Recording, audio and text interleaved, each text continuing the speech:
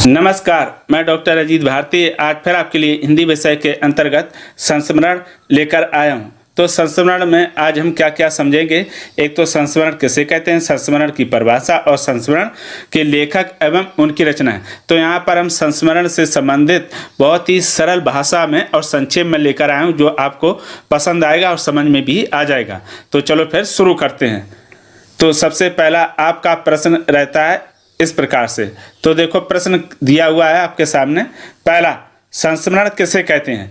तो इसका उत्तर होगा, जब लेखक स्वयं की अनुभूति द्वारा घटनाओं का वर्णन अपनी स्मृति के आधार पर करता है तो उसे संस्मरण कहते हैं। अब इसको समझ लो ऐसे। देखो, इसमें ये कहा गया, जो भी संस्मरण लिखता है उसे हम क्या कहेंगे? लेखक कहेंगे।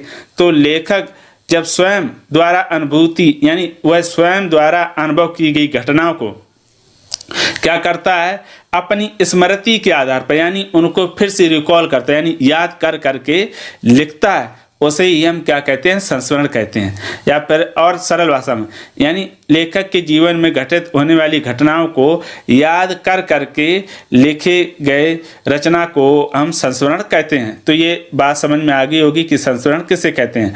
अब दूसरा आता है, फिर संस्मरण का अर्थ बताइए, है ना, दूसरे प्रश्न में।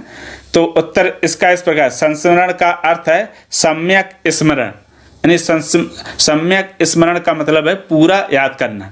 ठीक, ये क्या है? संस्मरण शब्द का अर्थ है। अब आता है फिर आपका प्रश्न नंबर तीसरा। तो प्रश्न नंबर तीसरा में दिया हुआ है, संस्मरण की परिभाषा लिखिए। तो उत्तर, जब कोई रचनाकार अपने जीवन में घटित होने वाली घटनाओं का चित्रण अपने स्मरण के आधार पर करता है तो उसे संस्मरण कहते हैं। हमने जैसा संस्मरण किसे कहते हैं, उसी तरह संस्मरण की परिभाषा देखो, बहुत छोटा सूक्ष्म अंतर रहता है, बाकी मिलता जुलता ही रहता है। तो संस्मरण की परिभाषा क्या है? जब कोई रचनाकार अपने जीवन में घटित होने वाली घटनाओं का चित्रण अपने स्मरण के आधार पर करता है तो उसे संस्मरण कहते हैं। या ऐसे भी कह सकते हैं, जब लेखक के जीवन में घटित होने वाली घटनाओं को वह याद कर करके क्या करता है, अपनी भाषा शैली में रचना लिखता है तो उसे हम क्या कहते हैं? संस्मरण कहते हैं। ठीक है, अब इस घटनाओं में कौन सी घटनाएं रहती हैं? तो महत्वपूर्ण घटनाएं ही का उल्लेख करता है। ये हो गया संस्मरण की परिभाषा। अब अगला आता है प्रश्न नंबर, अब महादेवी वर्मा के अनुसार संस्मरण की परिभाषा। तो देखो, महादेवी वर्मा ने क्या कहा, संस्मरण लेखक की स्मृति से संबंध रखता है और स्मृति में वही अंकित रह जाता है जिसने उसके भाव या बोध को कभी गहराई में उद्वेलित किया हो। उद्वेलित मतलब जगाया हो। तो देखो, महादेवी वर्मा ने क्या कहा, संस्मरण लेखक की स्मृति से संबंध रखता है। स्मृति का अर्थ है याद, है ना, याददाश्त, और स्मृति में ही अंकित रह जाता है और यादों में ही अंकित रह जाता है। यानी लेखक के जीवन में मान लो कोई घटना घटी तो वो याद के रूप में रह जाती हैं, जिसने उसके भाव या बोध को कभी गहराई से उद्वेलित किया हो। यानी लेखक के जीवन में कुछ ऐसी घटनाएं होती हैं जो हमेशा उसे याद रहती हैं। अब याद रहने का कारण क्या है? उसका प्रभाव इतना रहता है गहराई से कि वो कभी भूलता नहीं। यानी सभी के जीवन में बहुत सारी ऐसी घटनाएं, कुछ विशेष घटनाएं होती हैं जो क्या रहती है, हमेशा उसे याद रहती हैं, और कुछ घटनाएं ऐसी होती हैं कि वो समय के अनुसार भूल जाता है। तो ये हो गया महादेवी वर्मा के अनुसार संस्मरण की परिभाषा। अब हम आते हैं, अगला आपका प्रश्न रहेगा कि हिंदी के प्रमुख संस्मरण लेखक एवं उनकी रचनाएं।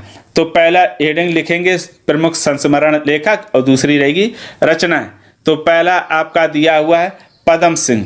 तो पदम सिंह की कौन कौन सी रचनाएं हैं संस्मरण से संबंधित? तो ये देखो आपके सामने दिया हुआ है, उनकी पद पराग प्रबंध मंजरी, ये उनकी प्रमुख संस्मरण रचनाएं हैं। फिर दूसरे लेखक आते हैं राम नरेश त्रिपाठी। इनकी जो प्रमुख रचना 30 दिन मालवी जी के साथ, ये क्या है? संस्मरण। तीसरा राम विरच बेनीपुरी, जंजीरें और दीवारें। महादेवी वर्मा का पथ के साथी, कमलेश्वर मेरे हरदम मेरे दोस्त। तो ये आपके सामने हम प्रमुख 5 लेखक और उनकी संस्मरण से संबंधित रचनाएं लेकर आए। तो ये रचनाएं भी प्रमुख हैं, इनसे अधिक भी हो सकती हैं, यानी हो क्या सकती हैं ही। तो यहाँ पर हम सिर्फ, और इससे यानी 5 से भी अधिक संस्मरण लेखक भी हैं और रचनाएं भी अधिक हैं।